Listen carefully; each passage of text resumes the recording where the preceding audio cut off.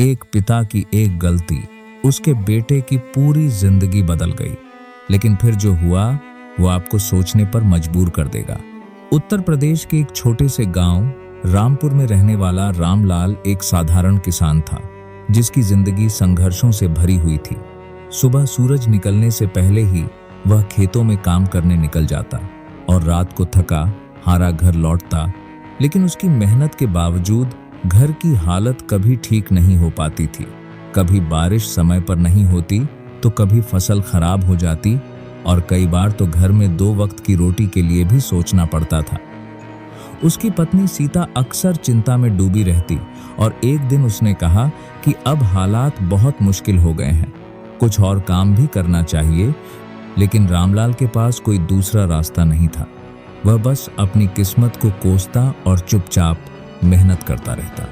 रामलाल का एक ही बेटा था, मोहन, जो पढ़ाई में बहुत तेज था और बड़े सपने देखा करता था। वह अपने पिता से कहता कि एक दिन वह बड़ा अफसर बनेगा और उन्हें इस गरीबी से बाहर निकालेगा।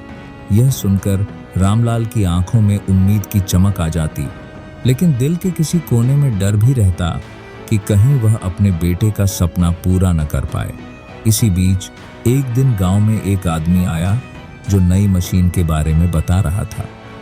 उसने दावा किया कि इस मशीन से काम आधा हो जाएगा और कमाई दोगुनी हो जाएगी। रामलाल को यह सुनकर लगा कि शायद यही मौका है अपनी जिंदगी बदलने का।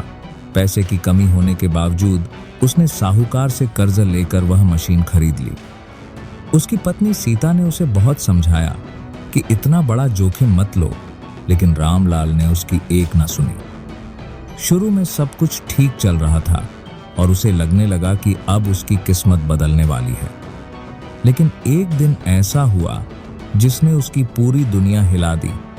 उसका बेटा मोहन खेत में उसकी मदद कर रहा था, तभी अचानक उसका हाथ मशीन में फंस गया। उसकी चीखें सुनकर पूरा गांव दौड़ पड़ा और रामलाल के पैरों तले जमीन खिसक गई। मोहन को तुरंत अस्पताल ले जाया गया, जहां डॉक्टरों ने बताया कि उसका हाथ बचाना मुश्किल है। यह सुनते ही सीता बेहोश हो गई और रामलाल खुद को कोसने लगा कि यह सब उसकी गलती है।